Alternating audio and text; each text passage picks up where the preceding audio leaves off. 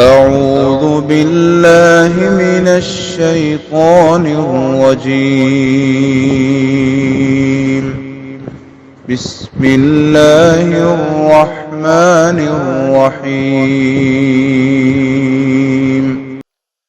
السلام علیکم ورحمۃ اللہ وبرکاتہ۔ سورہ حامیم سجدہ آیت نمبر 6 to 12۔ ان الحمد للہ والصلاة والسلام علی رسول اللہ اما بعد۔ اعوذ باللہ السمیع العلیم من الشیطان الرجیم من ہمزہ ونفخہ ونفثہ۔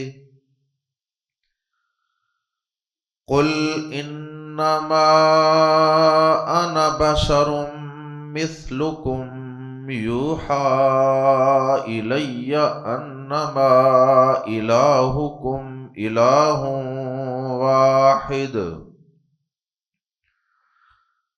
انما الہکم الہ واحد فاستقیموا الیہ واستغفروہ وویل للمشرکین الذین لا یؤتون الزکاة وهم بالآخرة هم کافرون۔ ان الذین آمنوا وعملوا الصالحات لهم اجر غیر ممنون۔ قل أئنكم لتكفرون بالذي خلق الأرض في يومين وتجعلون له أندادا ذلك رب العالمين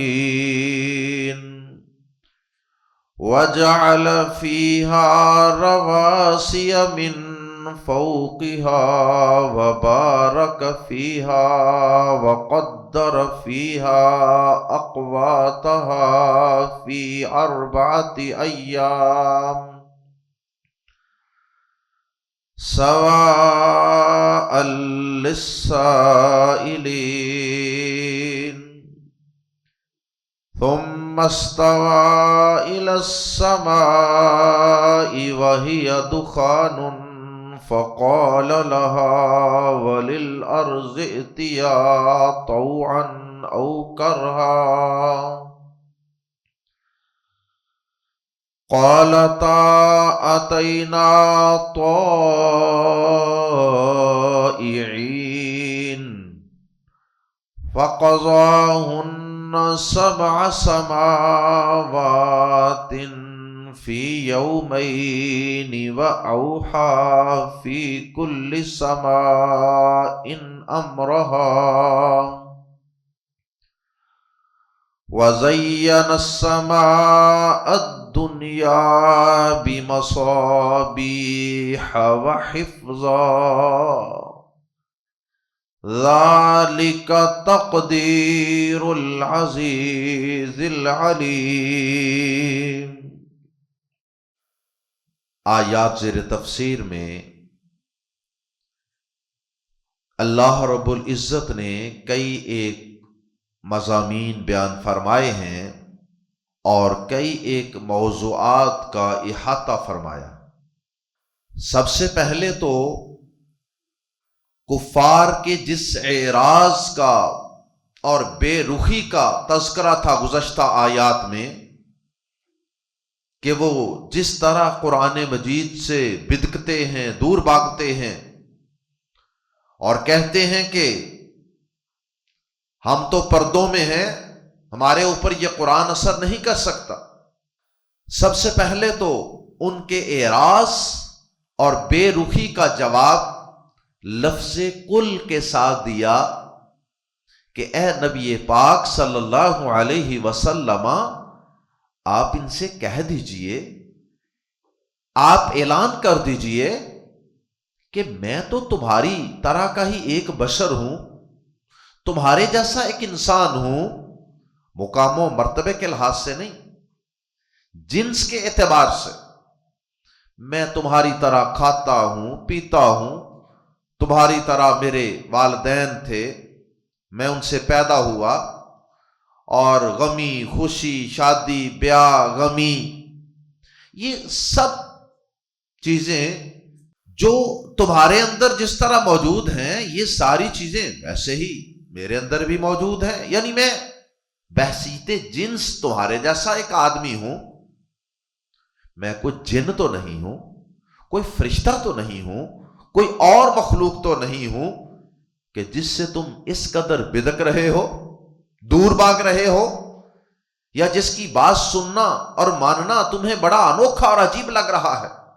تو جب اپنے جیسا ہی ایک انسان جو تمہارے ہی اندر، تمہارے اسی معاشرے میں پیدا ہوا، جوان ہوا، اس کا کردار ایک کھلی کتاب کی طرح تمہارے سامنے ہے، اور پھر وہ بات بھی اپنی طرف سے نہیں کر رہا، وہ اپنے باپ دادا کی کوئی بات نہیں منوا رہا، وہ اپنی کوئی ذاتی بنائی ہوئی بات اور کوئی ذاتی مذہب اور کوئی فلسفہ تم سے نہیں منوا رہا، بلکہ وہ اس اللہ احکم الحاکمین کی طرف سے آنے والی وحی کا پیغام تمہیں سناتا ہے۔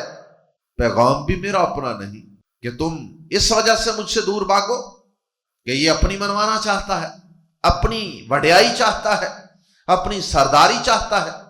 میں تو جو میری طرف آسمان سے اللہ احکم الحاکمین کی طرف سے پیغام آتا ہے، وہ پیغام تمہیں سنا دیتا ہوں، توحید کا پیغام، آخرت کا پیغام۔ اس لیے تمہارے مجھ سے دور بھاگنے کی، بدکنے کی، اعراض کرنے کی کوئی لاجک اور کوئی منطق سمجھ میں نہیں آتی۔ تم میرے پاس بیٹھ سکتے ہو، تم مجھ سے سوال کر سکتے ہو، تمہیں مجھ سے کسی قسم کا کوئی خوف نہیں ہے، بات سمجھنے میں، سمجھانے میں، میرا کردار، میرا ماضی، ہر چیز سامنے ہے۔ آئیے پہلے قرآن مجید کے الفاظ میں پہلی آیت مبارکہ پڑھتے ہیں، پھر اس کے بعد مشرکین کے شرک کی بربادی اور تباہی کا تذکرہ، ایک اللہ کو چھوڑ کے غیروں کے در پہ جھکنے والوں کی تباہی اور بربادی کا تذکرہ بعد میں پڑھیں گے، اور پھر اس کے بعد اللہ پاک کی توحید کے مزید دلائل اور آسمان اور زمین کی تخلیق کے مختلف مراحل اور اس کی مختلف تفصیلات کا تذکرہ۔ قرآن مجید کے الفاظ میں آیت نمبر 6، قل کہہ دیجئے اے نبی پاک صلی اللہ علیہ وسلم، انما، صرف کلمہ حصر کہتے ہیں اس کو، صرف آنا، میں، انما آنا، میں تو صرف ہوں، بشرن، ایک آدمی، ایک بشر، میں تو ایک بشر ہی ہوں، مثلکم، تم جیسا، ضروریات و حاجات اور جنس کے اعتبار سے میں تمہارے جیسا ہوں۔ وہ الگ بات ہے کہ مقام و مرتبہ اللہ نے میرا پیغمبر اور نبی رسول ہونے کی وجہ سے تم سب سے زیادہ رکھا ہے۔ یوہا، اور اس فرق کا آگے ذکر بھی فرما دیا، یوہا الیہ، یوہا فعل مضارع مجہول ہے، پیسے وائس، یوہا وحی کی جاتی ہے، الا طرف، یا میری، الیہ میری طرف، اور میں اپنی کو بات بھی نہیں تم سے منواتا بلکہ میری طرف تو وحی کی جاتی ہے، انما، کہ بے شک، الہکم، تمہارا الہ، تمہارا معبود، الہم واحد، ایک ہی معبود ہے، کوئی فلسفہ نہیں، کوئی کمپلیکیشن والی بات نہیں، بڑی سادہ سی بات ہے کہ جس نے یہ ساری کائنات پیدا کی ہے، جو اس ساری کائنات کا نظام چلا رہا ہے، عبادت کا حقدار بھی وہی ہے، میری طرف یہ وحی کی جاتی ہے، اس میں بھی کوئی پیچیدگی نہیں، کہ جس وجہ سے تم اعراض کر رہے ہو اور بدک رہے ہو اور بھاگ رہے ہو؟ اور میری مزید تمہیں دعوت کیا ہے؟ ایک تو میری طرف یہ وحی کی جاتی ہے کہ تمہارا معبود صرف ایک معبود ہے، فاستقیموا، پس سیدھے ہو جاؤ، الیہ، اسی کی طرف۔ کیا مطلب؟ اپنا رخ، اپنی سمت، اپنی ڈائریکشن صرف اور صرف اس اللہ کی طرف کر لو، اپنی عبادت کا رخ اس کی طرف پھیر لو، اپنی امیدوں کا رخ اس کی طرف پھیر لو، اور اپنی دعاؤں کا رخ اس کی طرف پھیر لو۔ فاستقیموا الیہ، پس اسی کی طرف اپنا رخ پھیر لو۔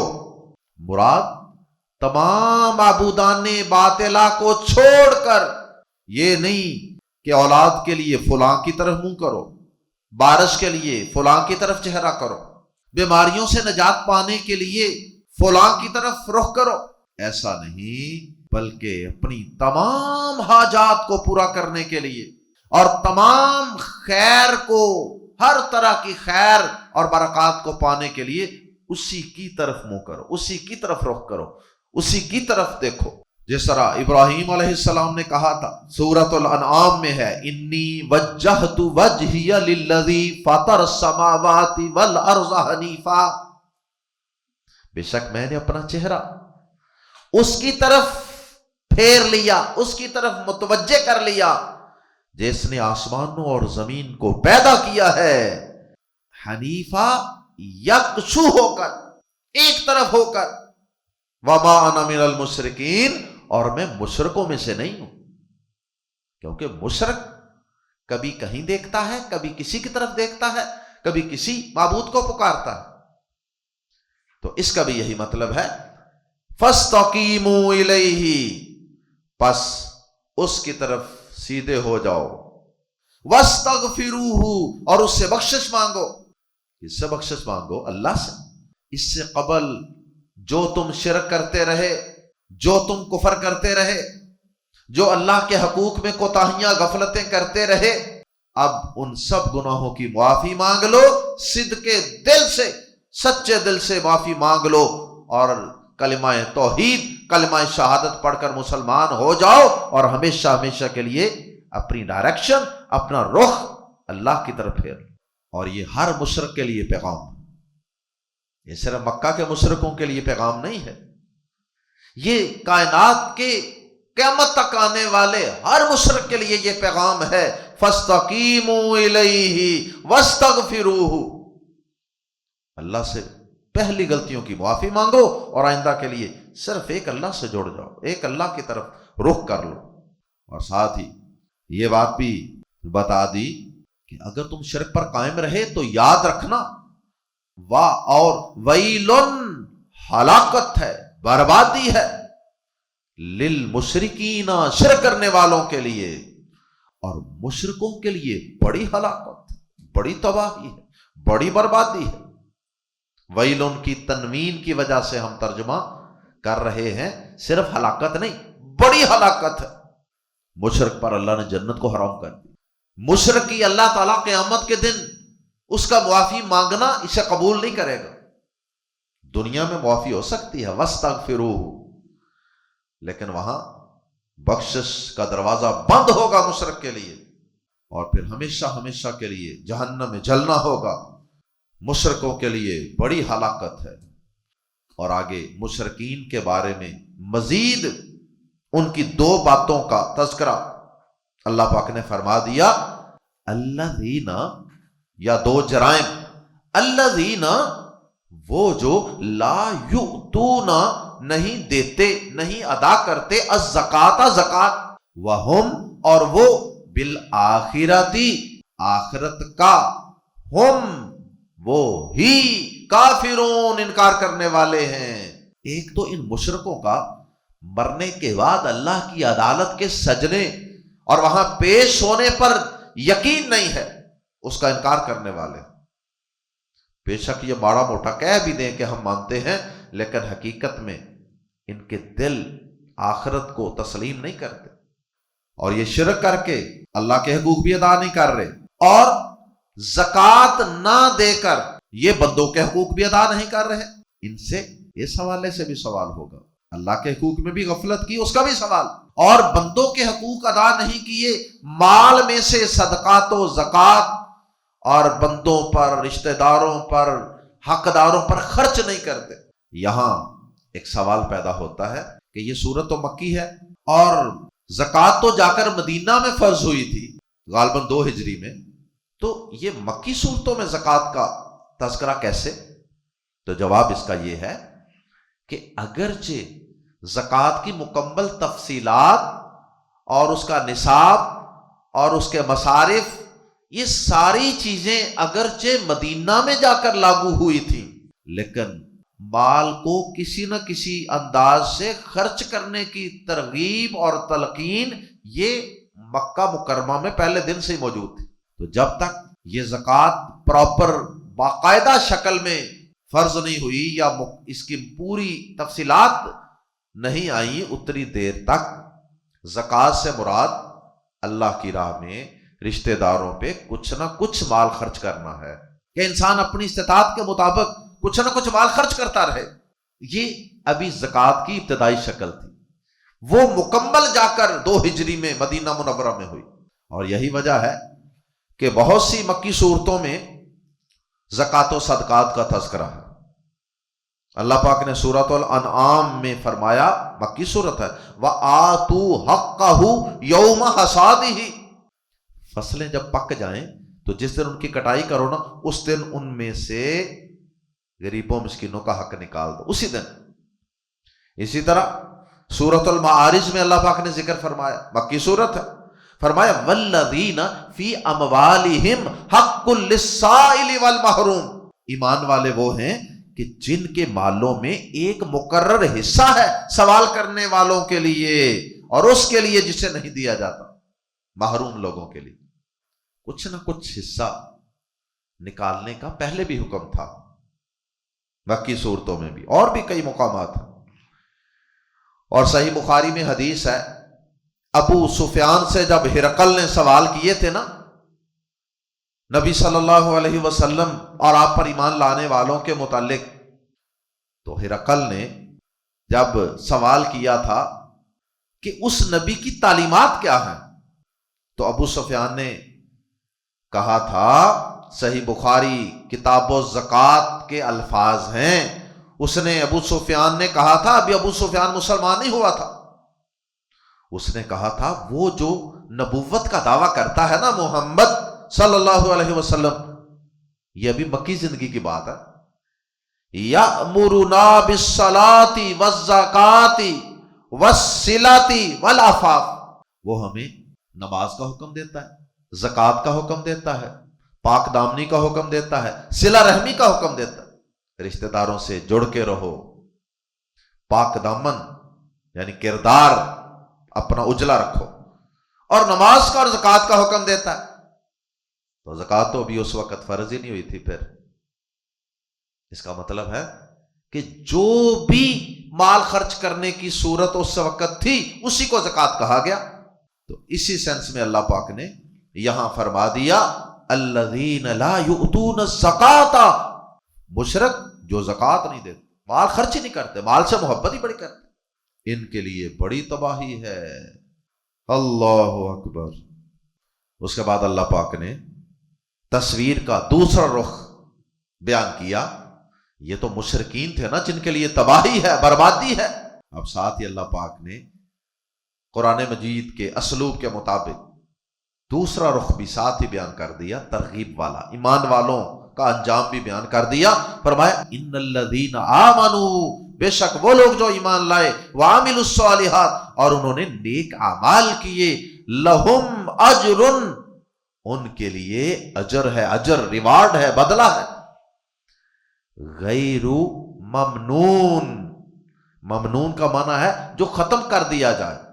ایک ممنون اردو میں استعمال ہوتا ہے نا، میں آپ کا بڑا ممنون ہوں، وہ ممنون اور ہے یعنی احسان مند ہوں، یہاں اس کا معنی جو ہے وہ یہ زیادہ بہتر ہے، ممنون کا معنی ختم کر دیا جانے والا، قطع ہو جانے والا، ختم ہو جانے والا، اور ساتھ غیر لگ گیا تو غیر ممنون ختم نہ کیا جانے والا۔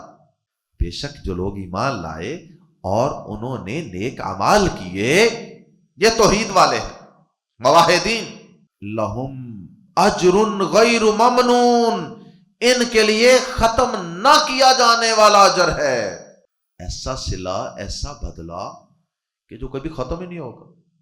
جنت کی نعمتیں نہ کبھی ختم ہوں گی، نہ کبھی چھینی جائیں گی، نہ آگے سے ہٹائی جائیں گی۔ اور یہ قرآن مجید میں یہ بات اور بھی کئی مقامات پہ بیان کی گئی ہے۔ لا مقطوعۃ ولا ممنوعۃ، سورۃ الواقعہ میں فرمایا کہ جنت کے پھل نہ کبھی ختم ہوں گے اور نہ ان سے کوئی روک ٹوک ہوگی کہ کیوں کھا رہے ہو، اتنی دفعہ کھائے ہیں تم نے، پہلے بھی کھائے تھے، ابھی تھوڑی دیر پہلے کھائے تھے۔ دنیا میں ایسے ہوتا ہے، وہاں ایسے نہیں ہوگا۔ اور سورہ ہود میں فرمایا عطاء غیر مجذوذ، ایسا عطیہ جو کبھی قطع کیا جانے والا نہیں ہے، درمیان میں بریک نہیں آئے گی۔ بڑی بڑی شادیوں پہ بھی کھانا ختم ہو جاتا ہے، کھانا کھاتے کھاتے لوگوں کے ہاتھ رک جاتے ہیں، یہ 2 منٹ ویٹ کریں جی، بس آ رہا جی کھانا۔ وہاں ایسا کچھ نہیں ہوگا۔ اللہ اکبر۔ تو یہاں یہ جو ممنون ہے، یہ من یمنو منن سے ہے، جس کا معنی ہوتا ہے رسی کو کاٹ دینا۔ تو یہاں مراد ہے کہ ایمان والوں کے لیے ایسا اجر ہے جو کبھی کاٹا نہیں جائے گا، جو کبھی ختم نہیں کیا جائے گا۔ اللہم اجعلنا منہم۔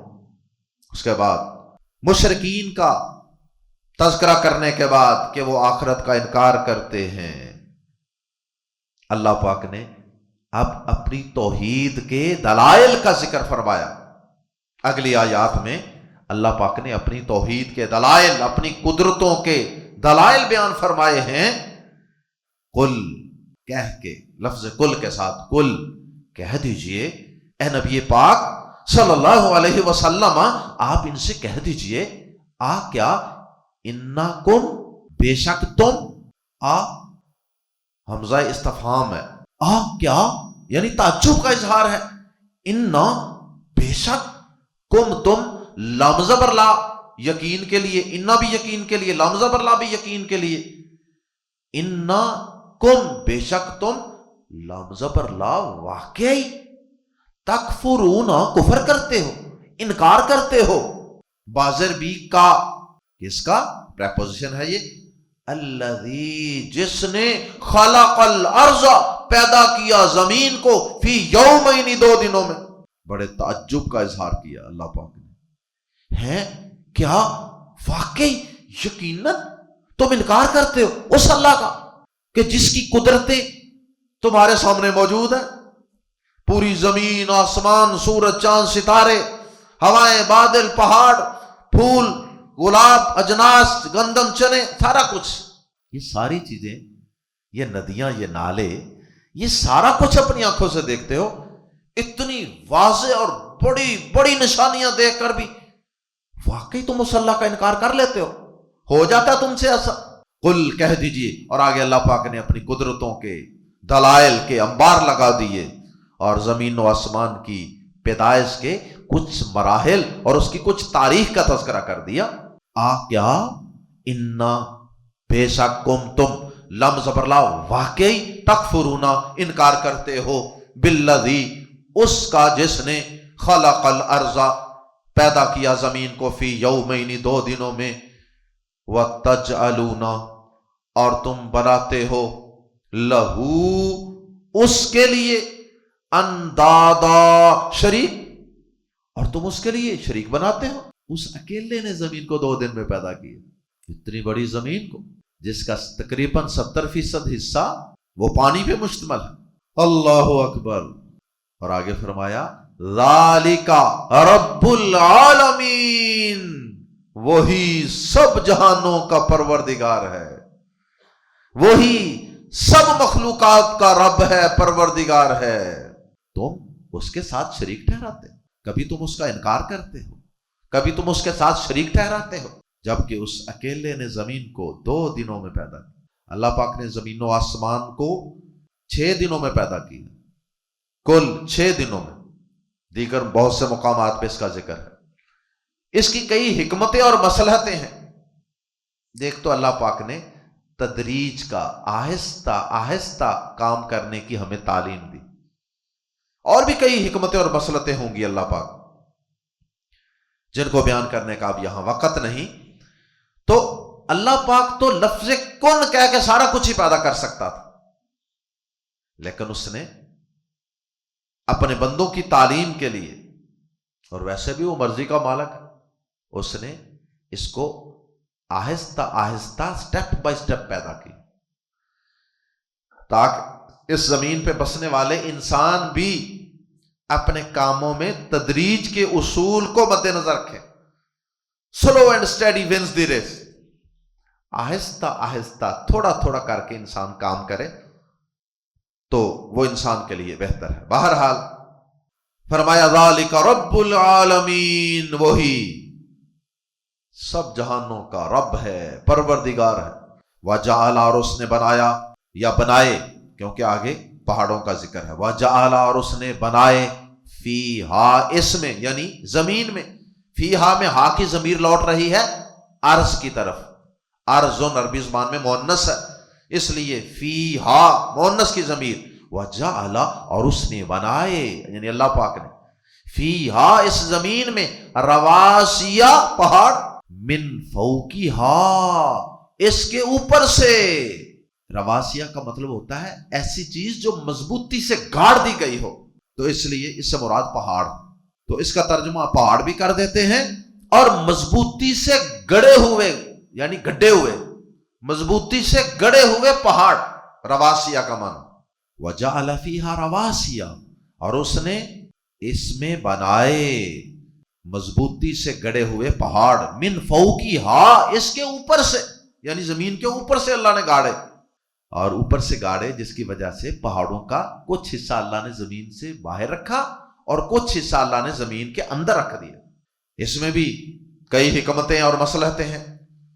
اگر اللہ تعالیٰ پہاڑ سارے کا سارا زمین کے اندر ہی رکھ دیتا تو پھر ہم پہاڑوں سے جو فوائد حاصل کر رہے ہیں، انسان نے ان فوائد سے کافی حد تک محروم ہو جانا تھا۔ پہاڑ اوپر ہیں تو ان کے اوپر برفیں پڑتی ہیں، پھر وہ برفیں پگھلتی ہیں، وہ ندیاں نالے بنتے ہیں، ہماری زراعت ساری اسی سے چلتی ہے۔ پہاڑوں کے اوپر ہزاروں لاکھوں درخت اگتے ہیں، ایک ایک پہاڑ پہ ہزاروں درخت۔ اب وہ درخت انسان کے لیے کئی لحاظ سے فائدہ مند۔ اسی طرح ان پہاڑوں کے اندر سے پتھر کاٹ کاٹ کے، یہ ہماری ساری بلڈنگوں کے اندر پتھر لگتے ہیں، انہی پہاڑوں کے اندر سے گیس، یہ سوئی گیس جو جس سے ہم کھانا بناتے ہیں، دیکھیں کتنی دیر سے یہ گیس نکل رہی ہے زمین سے اور ہم استعمال کر رہے ہیں۔ پیٹرولیم ہے اور بھی بہت سے قیمتی ذخائر پہاڑوں کے اندر موجود ہیں۔ وجعل فیہا رواسیا من فوقہا، اور اس نے اس میں یعنی زمین میں اس کے اوپر سے گڑے ہوئے پہاڑ بنائے۔ وبارک فیہا، آگے ذکر بھی کر دیا اللہ پاک نے، وبارک، اور اس نے برکت رکھی، فیہا اس میں اس زمین میں، یا اس زمین میں گڑے ہوئے پہاڑوں میں برکت رکھ دی۔ وقدر فیہا، اور اس نے اندازے کے ساتھ رکھی، قدرہ اندازہ لگانا، وقدر، اور اس نے اندازے کے ساتھ رکھی، فیہا اس میں یعنی زمین میں، اقواتہا، اقوات قوت ان کی جمع ہے، قوت، اقوات، قوت کہتے ہیں غذا کو، خوراک کو، روزی کو۔ وقدر فیہا اقواتہا، اور اس میں یعنی زمین میں اس کی غذائیں اندازے کے ساتھ رکھی۔ اس زمین کے اوپر کتنے جانور، کتنے حشرات ہیں، کتنے چرند پرند ہیں، کتنے انسان ہیں، سب کی خوراک کا بندوبست اس نے کیا ہوا کہ نہیں؟ گھر میں 4 مہمان آ جائیں مصیبت بن جاتی ہے، چھوٹی سی شادی ہو 200-400 افراد آ جائیں، لوگوں کے کھانوں کے اندازے کم پڑ جاتے ہیں۔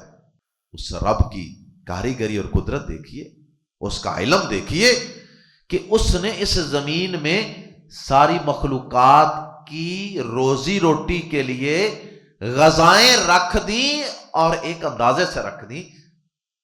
اگر وہ غذائیں ختم ہو جاتی تو جانوروں کی غذائیں ختم ہو جاتی تو جانور مر جاتے، انسانوں کی ختم ہو جاتی انسان پہلے مر جاتے. لیکن اس کا اندازہ ہے، اس اللہ کا اندازہ ہے جس کا اندازہ ہماری طرح نہیں ہے. اس کا اندازہ غلط ہو نہیں سکتا. پانی دیکھیں، زمین کے پیٹ میں اس نے پانی کتنا پیدا کر دیا، کتنا پانی ہم استعمال کرتے ہیں، لیکن پانی کم ہونے کا نام نہیں لیتا، ختم ہونے کا سوال ہی پیدا نہیں ہوتا. وَقَدَّرَ فِيهَا أَقْوَاتَهَا فِي أَرْبَعَةِ أَيَّامٍ، اور اس نے اس میں اس کی غذائیں اندازے کے ساتھ رکھی. فی اربعۃ، 4 ایامن دن، فی اربعۃ ایامن، 4 دنوں میں. پیچھے کہا تھا زمین کو پیدا کیا 2 دنوں میں، اب کہا کہ اس میں اس کی غذائیں رکھی 4 دنوں میں. تو یہاں پر ایک بات اچھی طرح سمجھ لیں کہ یہ جو 4 دنوں میں اس کی غذائیں رکھی زمین میں، زمین کے اندر پیدا کی، یہ زمین کو پیدا کرنے کا ہی ایک حصہ ہے. اس لیے یہاں 4 دن میں وہ پہلے 2 دن بھی شامل ہیں. زمین کو 2 دن میں پیدا کیا اور اس کی غذائیں وغیرہ اس میں رکھ کر یہ ٹوٹل 4 دن ہو گئے. اور اس طرح یہ 4 دن بنے کل، اور 2 دن میں آگے ذکر ہے آسمانوں کو پیدا کرنے کا، تو یہ کل 6 دن بن جائیں گے. اور قرآن مجید میں جگہ جگہ اللہ پاک نے یہی فرمایا ہے کہ زمین و آسمان کو 6 دن میں پیدا کیا. اگر ان 4 دنوں میں زمین کو پیدا کرنے والے 2 دن شامل نہ کریں گے تو پھر تو یہ 4 الگ، 2 دن زمین پیدا کرنے کے اور آگے 2 دن آسمان کے، یہ تو کل 8 دن بن جائیں گے زمین و آسمان کو پیدا کرنے کے. اس لیے یہ 4 دن جو ہیں یہ بھی زمین ہی کے متعلق ہیں، اس لیے اس میں کل 4 دن ہیں. زمین کو پیدا کر کے اور اس کی ساری روٹی روزی اس زمین کے اندر رکھی تو یہ کل 4 دن. سواءً، اس حال میں، اس کے اوپر جو 2 زبریں ہیں اس کی وجہ سے ترجمہ کر رہے ہیں، اس حال میں کہ برابر جواب ہے. للسائلین، سوال کرنے والوں کے لیے، اللہ کے بارے میں پوچھنے والوں کے لیے، اللہ کے وجود کی نشانیاں پوچھنے والوں کے لیے، اللہ کی توحید کے دلائل پوچھنے والوں کے لیے، اور زمین و آسمان کی تخلیق کی تفصیلات پوچھنے والوں کے لیے. سواء للسائلین، اس حال میں کہ سوال کرنے والوں کے لیے برابر ہے، یعنی برابر برابر جواب ہے. ثم استوى، پھر جب استوا کے بعد الا آ جائے نا تو پھر اس کا معنی ہوتا ہے قصد کرنا، توجہ فرمانا. ثم استوى الى السماء، پھر وہ آسمان کی طرف متوجہ ہوا. زمین کی تخلیق مکمل کر کے پھر وہ آسمان کی طرف متوجہ ہوا. واو، اس حال میں ہیا، وہ دخان، ایک دھواں تھا.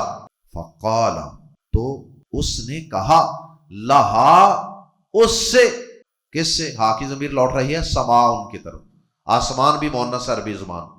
تو اللہ پاک نے اس سے کہا، وَلِلْأَرْضِ، اور زمین سے. ابھی اللہ پاک نے آسمان کو دھویں کی شکل میں بنایا ہوا تھا، دھواں ہی دھواں تھا بس. تو اللہ پاک نے اس سے کہا، وَلِلْأَرْضِ، اور زمین سے کہا، یعنی دونوں سے کہا، ائتیا، آؤ، دونوں آؤ، طوعاً، خوشی سے، او کرہن، یا مجبوری سے، دونوں آؤ، میری مطیع ہو جاؤ دونوں، زمین و آسمان. قالتا، دونوں نے کہا، اتینا، ہم آ گئے، طائعین، خوشی سے. دونوں نے کہا، یا اللہ ہم خوشی سے حاضر ہیں، ہم خوشی سے آ گئے، لبیک، حکم. فقضاہن، اس کا مطلب ہے کہ اللہ پاک نے زمین و آسمان اور دیگر جن چیزوں کو ہم غیر عقل مخلوقات کہتے ہیں، اللہ پاک نے ان میں بھی ایک خاص سینس رکھی ہے جسے ہم نہیں سمجھتے.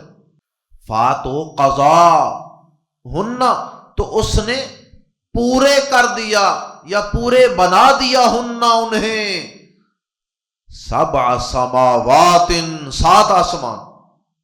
وہ جو دھواں تھا اسے اللہ پاک نے 7 آسمان بنا دیا، پورے کامل مکمل 7 آسمان. فی یومین، 2 دنوں میں. وَأَوْحَا، اور اس نے وحی فرمائی، آرڈر جاری کیا، فی کل سماء، ہر آسمان میں امرہا اس کے کام کا، اور اس نے ہر آسمان میں اس کے کام کی وحی فرمائی۔ اب دیکھیں نا، آسمان کو بھی تو کوئی سینس ہے تو اللہ تعالیٰ اس کی طرف بھی وحی فرما رہا، اس کو بھی حکم جاری کر رہا ہے۔ جو ہر آسمان میں مخلوقات تھیں ان کے لیے اللہ پاک نے آسمان کو ہدایات جاری کر، اور اس ہر آسمان کی ذمہ داری سے اس کو آگاہ کر دیا۔ یہ سارا کچھ 2 دن میں ہوا۔ وَأَوْحَا فِي كُلِّ سَمَاءٍ أَمْرَهَا وَزَيَّنَّا السَّمَاءَ الدُّنْيَا، اور ہم نے زینت دے دی، مزین کر دیا السماء الدنیا، قریب کے آسمان کو مراد ہے جسے ہم آسمان دنیا کہتے ہیں نا، جو ہمیں یہاں سے نظر آتا ہے تھوڑا بہت، جو سب سے پہلا آسمان، اسے آسمان دنیا کہتے ہیں۔ دنیا کا معنی قریب والی چیز، تو اسے ہم نے مزین کر دیا ب7 مصابیح، اس کے چراغوں کے، مصباح کی جمع مصابیح، اس کے چراغوں کے ساتھ۔ ستارے مراد ہیں، چاند مراد ہے، سورج مراد ہے۔ تو پھر ہم نے آسمان کو چراغوں کے ساتھ زینت دی، وحفظا، اور خوب محفوظ کر دیا۔ یہ حفظا یہ پورا ایک جملہ تھا جس کو شارٹ کر کے صرف ایک لفظ قائم رکھا گیا، وحفظا، اور حفاظت کا ذریعہ بنا دیا یا خوب محفوظ کر دیا۔ وہ جو شیاطین جاتے ہیں آسمانوں میں تو آسمان سے ان کو شہاب ثاقب ٹکراتے ہیں اور مارتے ہیں، جس کی تفصیلات قرآن مجید میں دیگر کئی مقامات پہ موجود ہیں۔ ذالک تقدیر یا ذالک یہ تقدیر و اندازہ ہے العزیز، سب پر غالب کا۔ یہ کس کا اندازہ ہے؟ اس کا جو سب پر غالب ہے، العلیم، جو سب کچھ جاننے والا ہے۔ پوری کائنات جس نے 6 دنوں میں یوں بنائی، اور یہ ساری چیزوں کا اندازہ کس کا ہے؟ وہ اللہ جو سب پر غالب ہے اور جو ہر چیز کا پورا علم رکھتا ہے، اس کی بنائی ہوئی یہ کائنات ہے، اور یہ تم اپنی آنکھوں سے دیکھتے ہو، اور پھر بھی تم اس اللہ کا انکار کرتے ہو۔